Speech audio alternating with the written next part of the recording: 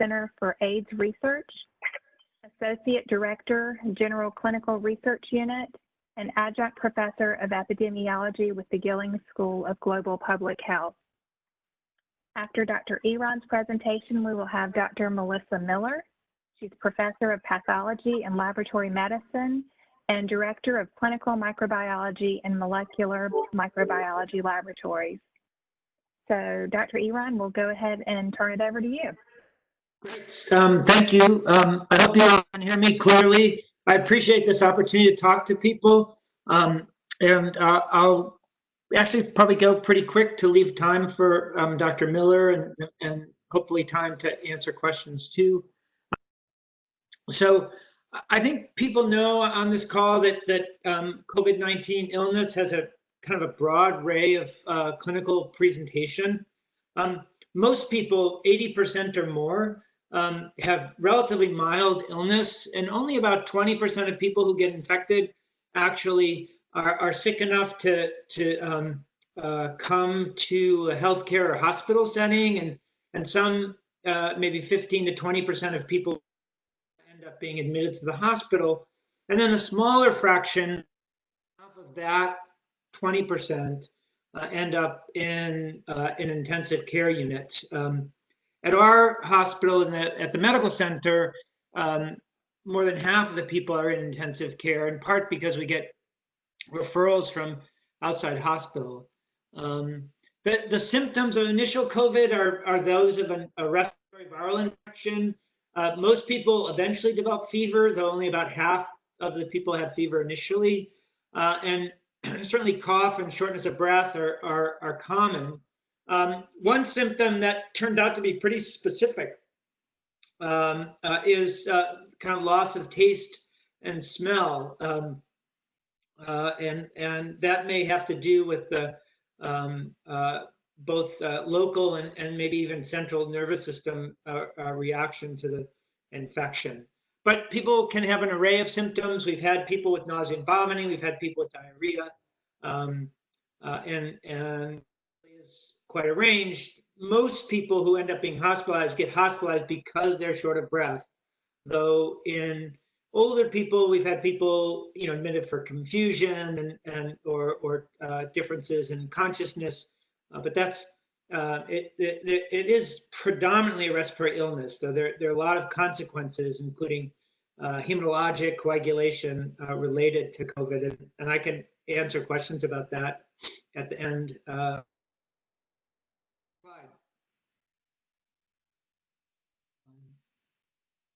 So these are data from New York City. I hope I'm on my laptop, so they're a little small, and I have the chat open. But people that have hypertension, coronary disease are at higher risk. Interestingly, people with chronic respiratory diseases are at somewhat higher risk, but not a lot, maybe not quite as much as you would have expected. And the other risk factor that wasn't really predominant in China, but is here, is obesity. I think almost all, but not all, of the younger people in their 30s and 40s that I've seen in the hospital have had obesity, and some morbid obesity, and again from New York. And then illness severity is really proportional to age, and the risk of death is very much proportional to age, and you can see that on the right hand at the bottom of the slide, looking at kind of the proportion of people discharged alive. When you get in your 70s and 80s, it's in men anyway, it's about a 50% chance of being discharged alive, meaning 50% don't make it to discharge.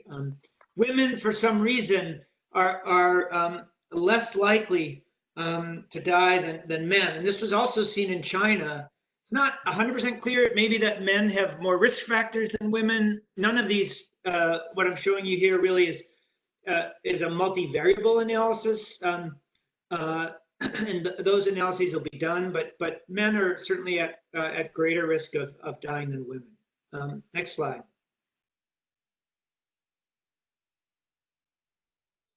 So this is a CT scan of severe lung disease. You can see a couple of features. One is that you got kind of filling of the air spaces, and obviously that explains the air hunger and shortness of breath. It's usually pretty patchy. You can see some normal areas of lung. If you go to the next slide, what we don't really understand is why some people look like the first CT scan and get incredibly ill and end up on mechanical ventilation, and some people look like the second scan. The bottom, the right lower lobe and left lower lobe, you can see those kind of patchy, same kind of hazy infiltrates, except for there are just a few of them. And this person actually came in for abdominal pain and got a CT scan for that reason, and was then subsequently diagnosed with COVID-19 and actually went home. Clearly had, but obviously much less severe. And if you look at chest X-rays, you'll see that there's quite a bit of patchy appearance to the X-ray. Next slide. So this is a little different than influenza. If you talk to someone with influenza, maybe they have a day or two of prodromal symptoms that are mild, but then they usually say, I got sick, yesterday at around midday, I started to feel feverish and sick. And that's not what we see, at least for most people with COVID. They tend to have a much slower progression of symptoms, and the time from onset of symptoms to hospitalization on the order of days or even longer. What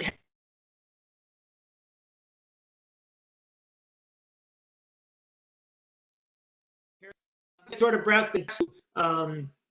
respiratory failure very, very quickly. We've certainly seen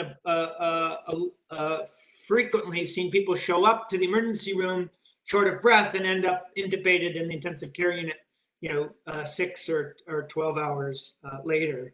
And the hospital stays once on mechanical ventilation can be incredibly long. The consequences of having COVID illness include a kind of unusual coagulopathy. There probably is kind of microcoagulopathy in the lungs, but we've actually seen macrocoagulopathy. There are reports of stroke. We've had several patients that have had pulmonary emboli. One in particular was actually recovering from their kind of respiratory infection and developed pulmonary emboli. So there is a abnormality that's associated with COVID-19. Next slide. So there are clinical features of the more severe disease. You can see higher C-reactive protein. D-dimers can be remarkably elevated, which is a measure of vascular thrombosis. We've had people with D-dimers in the 34,000 range. People who are sick tend to have elevated ferritins and fibrinogen, other inflammatory markers, and can have a low absolute lymphocyte count, though honestly I've not been as impressed by that. And I've already gone through some of the comorbidities. I may have failed to mention diabetes, but that's clearly a comorbidity that leads to substantial risk. Next slide. I don't know if any of you know this website. It's a terrific website. It's from Johns Hopkins. Look, you can see, number one, it's a pandemic because there's just this incredible disease everywhere. This is 2 days old, and there were 7 million cases, diagnosed cases, right? Confirmed cases. There's probably 3 times more than that, if not even a bigger number. I suspect if we went to this website right now, we might find, 500,000 global deaths. In the US, we've got 2 million confirmed cases. Again, I think you'd probably multiply that by a factor of 5 or more for actual cases. And Melissa might have some thoughts about that. And we have well over 100,000 deaths in the United States. Next slide. This is looking at what's happening in the United States, and obviously the United, bunch of different smaller kind of epidemiologic units from like New York City that had incredible death rates and account for those spikes in April, to North Carolina. And in New York, I saw this morning there were a total of 35 deaths in New York State total yesterday. In North Carolina, it's very different. We're not in a peak and trough. We're in more of a constant level of infection. The number of people hospitalized has been about 600 to 700 in North Carolina. And last week we had several days greater than 700 people hospitalized, which was the highest levels that we've seen. And the number of new cases in North Carolina really has not gone down.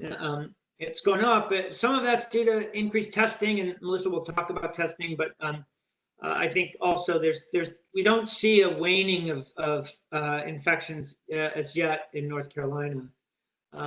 Next slide. COVID is now. This is a slide. It's funny. I think it's like 4 weeks old, so it's an old slide. I suspect COVID is the #1 cause of death now in the United States, as opposed to the #2 cause, which it was when this was published in the Washington Post. And these numbers are probably underestimates of the mortality related to COVID, because it's certainly not all counted. Next slide. Here's North Carolina. On the right is just cases in the county. This is, I think, about a week old now. And you can see that it's obviously spread throughout the state, and most counties that are have a smaller population have fewer cases, but not all. You can see that one county right around Goldsboro, that's Wayne County. They've had over 1,000 cases in Wayne County. I think about half of them have been in the prison there. And you can see Wake, Durham, and then I think Forsyth, and then the counties around Charlotte. If you look at the death toll in North Carolina, it looks like it's dropping off, but I think that's a reporting phenomena. I don't think it's dropping off. These maps are available through the DHS here in North Carolina, and really are updated daily if you want to go take a look. Next slide. So why is SARS-2 or SARS-CoV-2 such a problem and so transmissible? I was just listening to Dave Margolis talk just a little bit ago, and he pointed out that sometime probably around 6 months ago, maybe a tiny bit longer, maybe 7 months ago, one person was infected from an animal in some way with two. And now probably there are 10 million or more people infected around the world. This graph is looking at shedding, and Melissa will talk more about this, but basically the farther to the left you are on the graph, the higher your virus titer. This is all measured by PCR, so the fewer cycles it takes to detect the virus, the more virus there is there. This comes from the University of Washington in Seattle, and they were just looking at influenza samples that they had, because when this came out, obviously there was influenza at the same time as COVID. And what you can see is just, at least from nasal swabs, the titer of virus with SARS-CoV-2 in the nose is incredibly high. And so in the upper airway, and I'm sure with my talking, the front of my computer is full of airborne, full of respiratory droplets now from just me talking. And so you can see how you wouldn't have to be very symptomatic to spread COVID-2. I did that, and then I shook your hand. You would be at risk if you didn't wash your hands and you went and touched your eyes or rubbed your own nose. So it's not surprising that it's so infectious. And there's a lot of debate about asymptomatic. unequivocally people with infection can be asymptomatic. I think it's unequivocal that asymptomatic people could spread the infection. What we don't know is how infectious asymptomatic people are in terms of, if they're not talking, like they're not coughing or sneezing, that you're not going to get across the room from them. On the other hand, they have very high titers. The other question that you could find data on both ends of the spectrum is everybody who's asymptomatic, do they all become symptomatic? And there are studies that have followed people, and it's about 20%. There are other studies that have followed people, it's about 80%. So I think it's safe to say that most asymptomatic people do develop some symptoms, but probably the younger you are, the less likely it is that you'll develop symptoms. Next slide. All right, this is like a big message. It is a droplet spread disease. This is from actually some of our colleagues in Guangzhou, China, where they looked at spread in a restaurant. And basically there was an infected person, that's the yellow dot on the, that's a table and chairs in a restaurant. The yellow dot had infection, and the people around the table and the two adjoining tables are the folks that became infected. No one else in the restaurant. 73 other people at 15 other tables became infected. So if it was airborne, and you can see how air is moving, that's the air. Like if this person had varicella, for example, and everybody was susceptible to chickenpox, the whole restaurant would have been infected. So can it be aerosolized? Of course it can be in certain situations, but it's mostly droplet spread. Next slide. The title of this slide is Masks Work. This is another unit in China. It's an open ward unit, which they have in China. And in retrospect, there was a symptomatic patient with that red box where it says index case with severe pneumonia that turned out to have SARS-CoV-2. And there were 71 healthcare workers working here and almost 50 exposed patients, some of whom had close contact, but everyone had a mask. The patients had a mask, the visitors had a mask, and the healthcare providers had a mask, and nobody over a month of follow-up became infected from this person. So masks work, and the one message is you wear a mask to protect other people. If I had a mask on, my computer would be completely protected now from all the little droplets that I'm making as I talk. Next slide. And they probably also protect you, but they really do protect other people when you're wearing a mask. And this is just data from Italy, 2 cities in Italy, in northern Italy, that was devastated by the COVID-19 epidemic. The one on the right, Bergamo, in the Carolina blue, did not immediately introduce social distancing, and on the left, Lodi in the yellow did begin sheltering in place much quicker, not that much quicker, 2 weeks, even a little less than 2 weeks.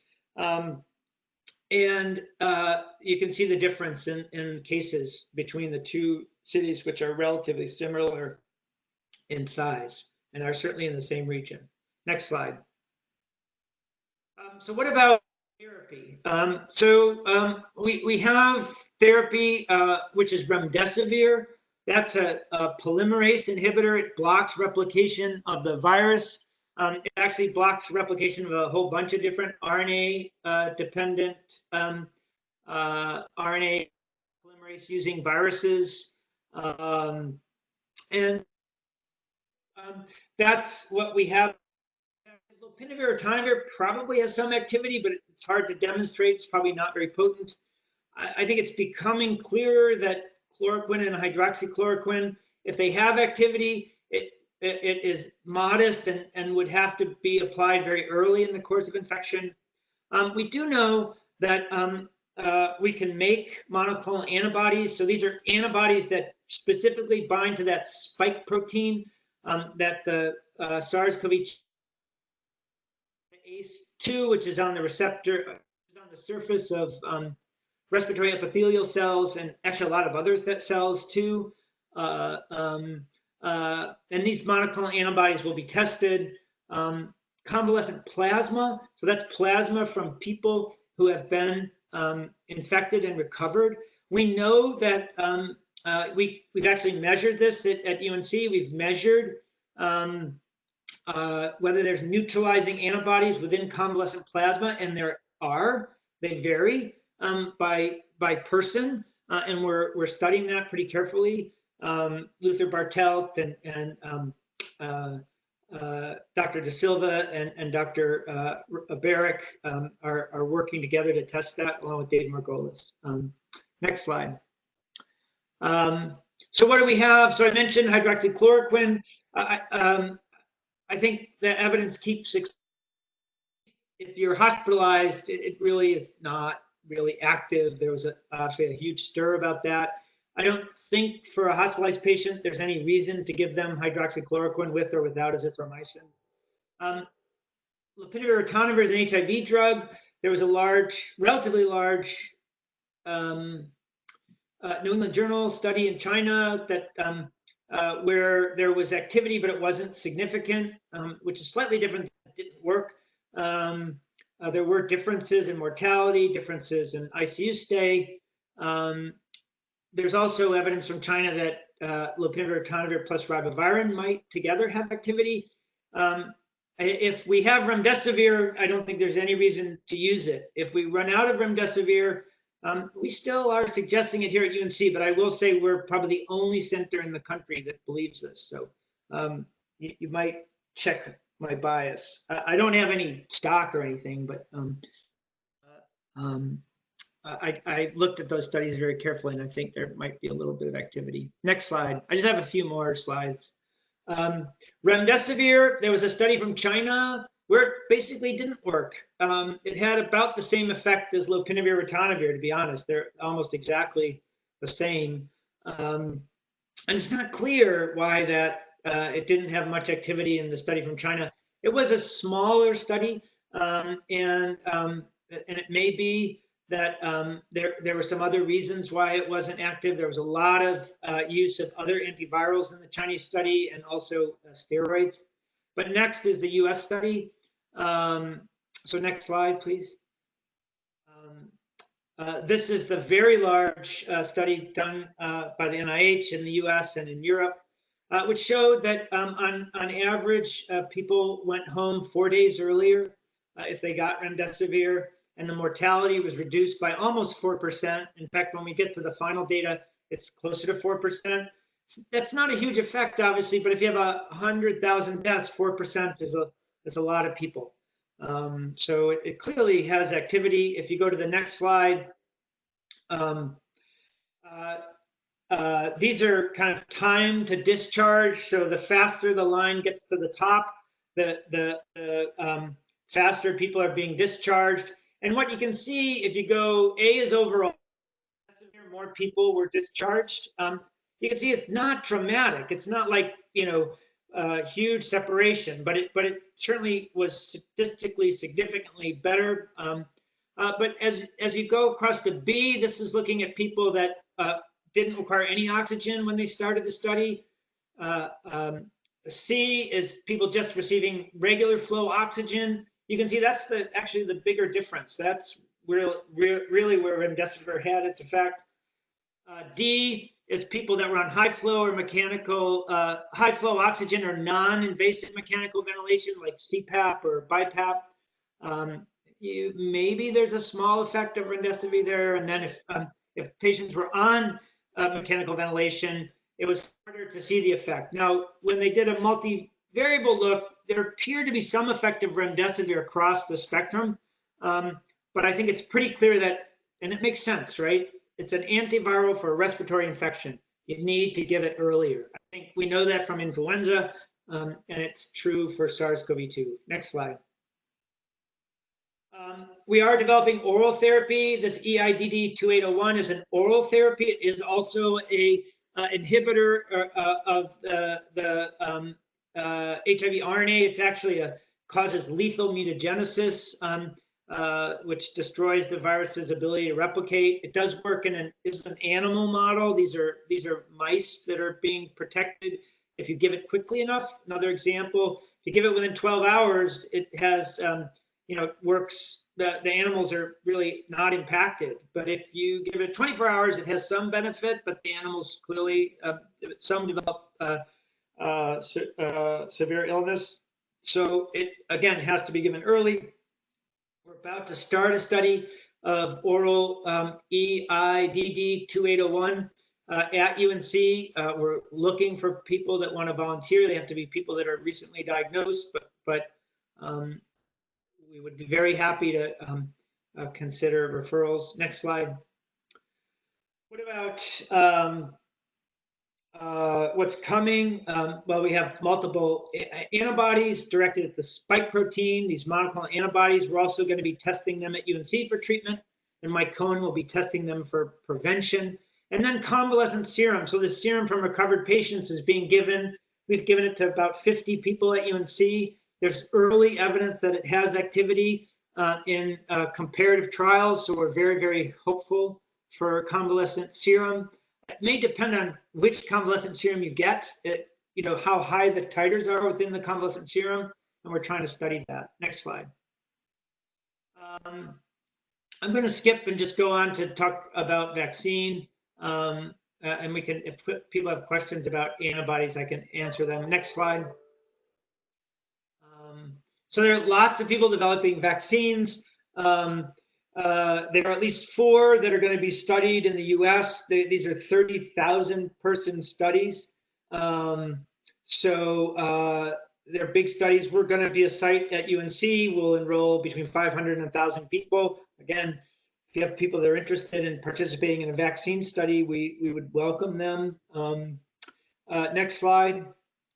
There are a bunch of different technologies, which is actually good because if we have to vaccinate millions of people, and maybe more than millions, tens or hundreds of millions of people, you need the reagents to do that. It's not so easy. So that hopefully we'll have multiple active vaccines, though I think it'll probably be at least 18 months or more before we know whether we have one that works that can be distributed. Next slide.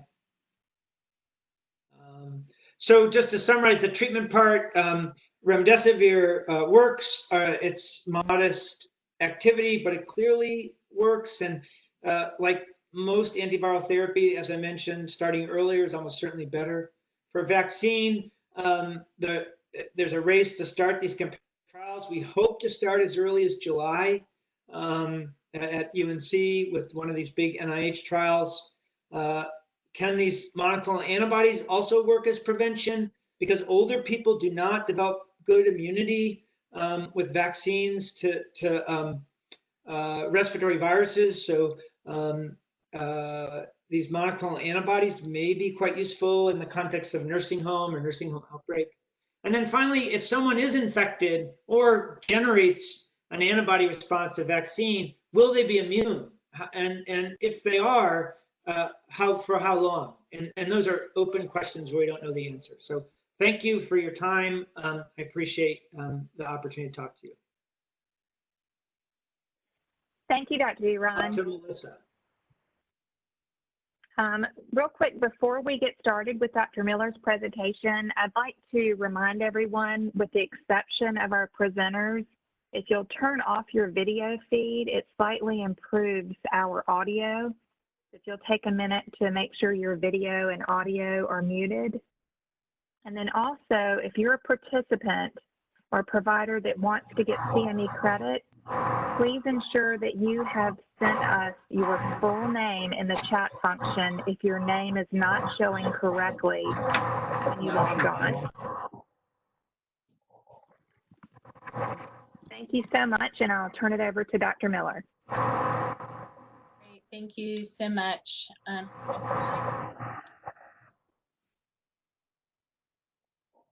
So this is a slide that should be familiar to you. You saw it just now in Dr. Eron's presentation. I'm just going to pause and say, can everybody make sure you're on mute? I'm actually getting a lot of static feeding through. Thank you. And so just to reiterate, the level of positivity that we see in nasopharyngeal high. We're talking about millions of copies of virus that are present there, which is one of the reasons why, I'm sorry, there's a large amount of static and feedback. Thank you. One of the reasons why, in addition to nasopharyngeal swabs, even though that's the specimen type we prefer, nasal swabs also are highly sensitive. I'm going to go on to the next slide since Dr. Eron covered this already. Here's an example of, even though pharyngeal, oropharyngeal and nasopharyngeal positivity rates are really early in disease, what we see in terms of, if you look at the chart on the left, days after onset of symptoms, it's really only the first week that the viral culture is positive. So even though we're still seeing a PCR-based test being positive, this is unlikely to be live replicating transmissible virus. In addition, you've heard, I'm sure, much about being able to detect SARS-CoV-2 RNA in stool. And while you can detect it in stool, and often for a much longer period of time than you might detect it in some respiratory specimens, it's also thought, at least in the majority of patients, not to be culturable and likely not transmissible by that mode of transmission, but still a lot of work to be done on this. Also at the top of the graph, you can see the timing of when patients seroconvert. So by about a week, about half of patients have positive antibodies, and then by 2 weeks, everyone in this study had positive antibodies. Blood and urine often are even PCR negative, and so these are not specimen types that we look for the RNA in our tests with. Next slide, please. For better or for worse, you know, the amount of RNA that's present in nasal swabs also means it's detectable for a long period of time, even though it might not be transmissible. This could be good in some ways because we're able to, in some ways, retrospectively diagnose patients even after they've been symptomatic for a week or so. But it's also bad in that we can't really use the test as a test of cure, for example. So in this slide, it summarizes, this is from the Emory residency program. They do a lot of nice pictographs like this to summarize different papers. And so you can see that in this particular paper, even by 4 and 5 weeks out after presentation with symptoms, you still had positive RNA results. And there have been reports, even though it wasn't in this particular study, of patients being positive 6 weeks or longer. We've had positive patients out 45 days or more. It does seem to be associated with the increased and prolonged viral shedding does seem to be associated with older age, diabetes, and hypertension. Culture was not done in this study, so there was no correlation to what was culturable and likely transmissible. Next slide, please. And so this leads, all of the data you've kind of heard so far leads to a model such as this in terms of which tests are helpful and which time of disease progression. So in the week prior to symptom onset, you're likely to have a positive nasopharyngeal swab, at least in those few days prior to developing symptoms. In those cases, you would also be able to detect the virus by culture if you did culture. And even by the time of symptom onset in a sputum or lower airway specimen, you would likely be able to detect the viral RNA. We're often not detecting using those specimen types until later in the course of disease. And if you follow these lines out, what you can see is in the pink line, the BAL and the sputum PCR is positive for much longer in the course of illness, as that blue line, the nasopharyngeal swab, goes away starting in weeks 4, 5, and 6. And so that's why we recommend, if it's later in disease, if a patient has not previously been diagnosed with COVID and they have a negative NP swab, that you either also collect an oral pharyngeal swab or collect a lower respiratory tract specimen such as a BAL or sputum PCR. If you look at that yellowish line that's there, that's the stool PCR, and this is getting to the point of while the levels are lower in stool, it does seem to have a prolonged detectability in stool. And then, of course, at the top, you can see where antibodies would be detected, and this is shown by the dotted lines, IgM and IgG curves. Next slide, please. So we have 3 tests that we're currently offering at UNC Medical Center, their names are on the left. So the rapid test is the Cepheid Expert. This has been in the news by name and has been discussed as an accurate but rapid test to detect the RNA of SARS-CoV-2. So not to be confused with other rapid tests. So the Abbott ID Now, for example, is a point-of-care molecular test, but it has much lower sensitivity compared to this particular rapid test. And our big batch-based test can either be done by the Abbott M2000 system, again, not the ID Now, completely different system, and then our own laboratory-developed test. So all of these have received emergency use authorization by the FDA and have been validated by our institution. And you can see in the specimen types, and I know there's a lot of abbreviations here, but upper airway and lower airway tract specimens, as well as the types of media that the swabs may come in. And we've had to do numerous validations. I've even lost track of the count at this point to be able to keep testing because of supply chain shortages, getting different swabs in, getting different media in from all over the state, really. And so we've had to try to be nimble in our ability to do all of these tests on the different specimen types. So the rapid test, the Cepheid test, it's about a 1-hour turnaround time. Here and at most of our affiliates, this is limited to inpatient, symptomatic inpatient and symptomatic ED to admission patients. That's because, again, of supply chain problems, and we have very little allocation of this test throughout the health system, UNC health system. All others, including asymptomatic screening, discharged patients, outpatients, and then tracheoaspirates, we only have approval to do on our own laboratory developed tests. But these batch-based tests, we offer a turnaround time of 24 hours or less. Next slide, please.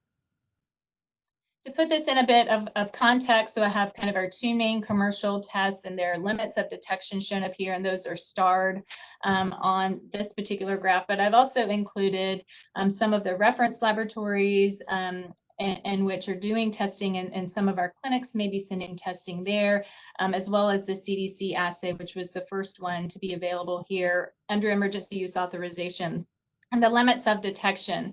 You can see that they vary a bit, but largely quite sensitive. The LabCorp limit of detection, that's really kind of the maximum one. That was kind of their worst specimen, which was a tracheoaspirate or a BAL specimen.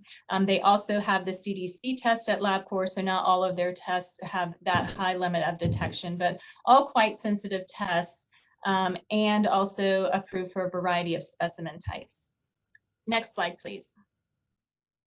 So the current state of testing here at UNC is we started with our own test the middle of March, and that was the only test that we had available at the time under FDA emergency use authorization. Shortly thereafter, there started to be commercial EUAs available, and so pretty much 2 weeks apart, we implemented 2 different commercial-based tests.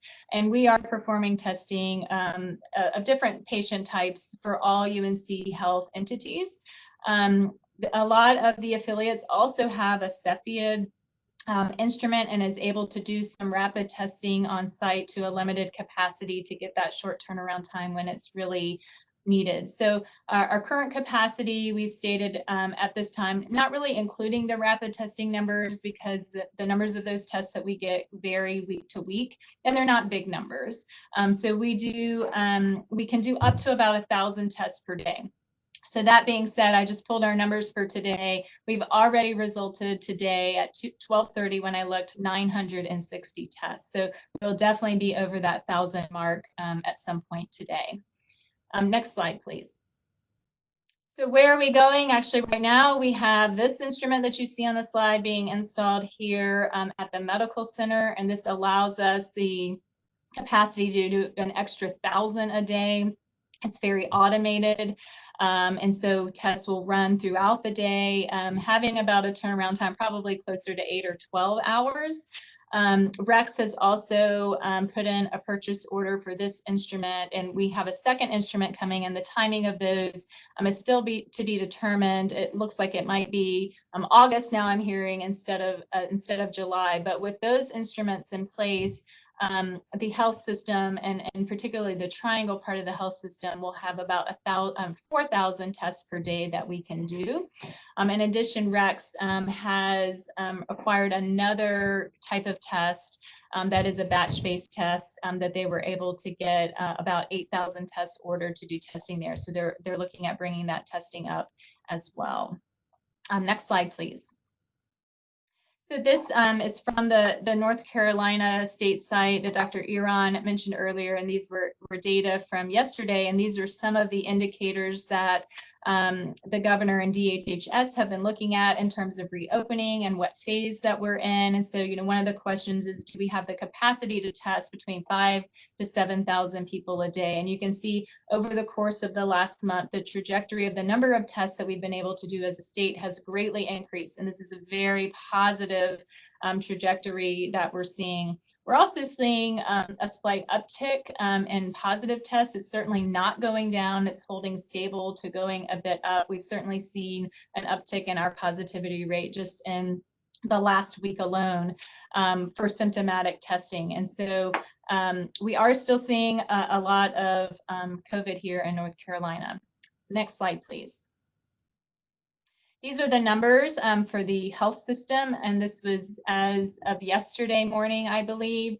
And so you can see here at the medical center, we've done almost, well, now we have done over 25,000 tests. And cumulatively among the affiliate laboratories, and the ones that you're seeing outside of McLennan Labs, those are all that rapid Cepheid tests that they have been doing on their site. And so they've done about 4,000 tests since we began testing for SARS-CoV-2. The positivity rates you see, there's a wide range of the positivity rate. Overall, it hovers between 5 and 8% for most sites. You do see some higher percentages for Wayne, Johnston, and Chatham Hospital, and this is largely, and it's consistent with what's being seen at the county level due to outbreaks in chicken processing facilities, meat packing facilities, prisons, and even some skilled nursing facilities. Next slide, please. This is testing here at the medical center, and so our positivity rate is shown in the navy color, while the number of tests resulted are in the shadow gray color on the graph. And you can see, you see that time between mostly in April that has that higher percentage and that jig up and down appearance that you see there. We were doing a lot of skilled nursing facility testing at that time, and so that kind of explains the sporadic positivity rate and higher positivity rates that we saw at that time. And around the beginning of May, you see that our positivity rate drops off. This was actually when we started doing a lot of asymptomatic screening. So both the volume of testing that we're doing, shown in the gray, has increased. Again, you see that positive trajectory over time, while the positivity rate overall has gone down, even though we're still seeing a lot of positive cases. Next slide, please. So probably the most common question I get asked, and I always joke and say, second to when is my test going to be available? And that's certainly true. That's the most common question the lab gets every single day. But a very common question is, what's the sensitivity and specificity of these tests? And I know that it's probably not satisfactory, because I'm going to say we really don't know. We're still learning a lot, and we know more than we did back in March, but we still don't clearly know the clinical sensitivity and specificity of these tests, in large part because we don't really have a reference method, and there's still not a clear definition of disease in terms of asymptomatic, pre-symptomatic versus symptomatic patients that are infected with SARS-CoV-2. So that complicates calculating the clinical sensitivity and specificity a bit. What we do know is the analytic sensitivity and specificity of the test, and this is required by the FDA. If you'll forward to the next bullet, please. So as I mentioned, we have 3 tests. Between them, there are 3 different genes of the virus that we detect, even though most of them detect 2 genes in every single assay, and some of the targets overlap. We've seen 100% correlation of both positives and negatives between the 3 tests. All test below 1,000 copies per mil of the virus, and we know they don't detect other coronaviruses in terms of like the endemic coronaviruses that we see every year, nor other respiratory pathogens. But I became very interested in this question in terms of can we get an idea of what the sensitivity is? You know, I hear people talking about, you know, the test missed 1 in 3 or 60 to 70% sensitive. And, you know, as a laboratorian that has developed one of these tests, that bothers me because that's not a great number. So to try to understand this a bit more, actually looked at our duplicate patient testing. So patients who were symptomatic, who were initially negative, but then at some point had a positive test. And when I did this analysis, there were 616 of those patients. And of those, only 4, so less than 1%, had converted within 3 days of the initial negative collection. Even if I took all comers and looked at everybody that converted and didn't put a time restriction on that, and again, that went out to 45 days of somebody that went negative to positive. So that could have been any number of reasons for that, including, you know, another exposure, something like that. So even including all of those, there were only 28. So less than 5% total conversions. So this suggests that the sensitivity of the RNA-based test is very high, and we estimate it to be about 95%, at least from what we know in symptomatic patients. We don't know a lot about how any of these tests perform in patients who are asymptomatic. Next slide, please. So in terms of antibody testing, we do also offer that in our immunology laboratory here at the medical center. And the numbers as of yesterday are shown there on the right. So just under 3,000 tests have been performed, and the positivity rate is very low, so 1.5%. So this compared to, I think, the New York numbers were about 20 to 25%. Some studies out of California have their percentage more like 5%. So it's unclear how antibody testing fits into any particular algorithm. At this point, it's not part of any of our clinical diagnostic algorithms, but we did implement it to support the state and looking in terms of what our prevalence is here and try to define what the clinical use might be. So I wanted to take the opportunity to take some of the data from the serology tests that are available, because you've heard a lot of them. There are hundreds of tests that have become available. Many of them are not, have not been reviewed by the FDA, and so they have a wide variety of performance characteristics. The tests are not the same. So I picked 2. The one on the left, the Abbott Alinity test, is actually the one that we do here at the medical center. And then the one on the right I picked is one that is a rapid lateral flow based test that I know has been marketed to a lot of physician practices. So if you look at the sensitivity and specificity, they're very good. So sensitivity for Abbott, 100, specificity 99. The Celix test, almost 94% sensitive, 96% specific. But we have to remember how prevalence plays into positive and negative predictive values. And so these are from the FDA website, and I've included a link here. You can look or Google, try to find the FDA website. And it has this for many, many serologic tests.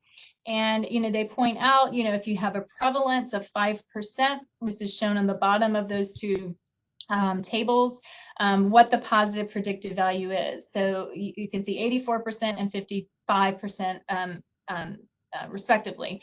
But our positivity rate is 1.5%, so a much lower prevalence. So if I plug in the numbers for a 1.5% prevalence, the positive predictive value of the Abbott test is 60%, and the Celix test is 26%. So even though the sensitivity and specificity look good because we have such a low prevalence right now, the likelihood of having a false positive is greater than having a true positive for some of these tests. Next slide. So antigen testing, I just wanted to comment on that. There is an FDA approved or emergency use authorized antigen test, the Quidel Sophia. This is in some of our clinic facilities, and a few of our institutions have used it for flu testing. It is antigen based, so not as sensitive as an RNA or nucleic acid based test, and the sensitivity has been shown. This is the FDA data shown on this site, but there have been a few publications since then that have corroborated sensitivities of 70 to 80%. And when it's compared to RNA-based testing. And so because of that, I was initially very optimistic about having an antigen-based test, because obviously that's something simple to do. You can roll it out on large scale to get a lot of people tested. And I was optimistic, even knowing what I know about flu antigen-based testing, which I'm not a proponent of, but because there's so much viral content in the nasopharynx and in the nasal cavity, that I thought the antigen test might be more sensitive than that. So we may see that with additional types of detections of antigen, we can increase that sensitivity a bit. So I'm still optimistic that this could play a part going forward, but maybe not this particular test. And I believe that might be my last slide. So thank you, and I think we both be. This is a picture actually at the of the molecular microlab, just the people that were in the room at the time when we resulted our very first run of SARS-CoV-2. So thank you for joining us today, and we'd be happy to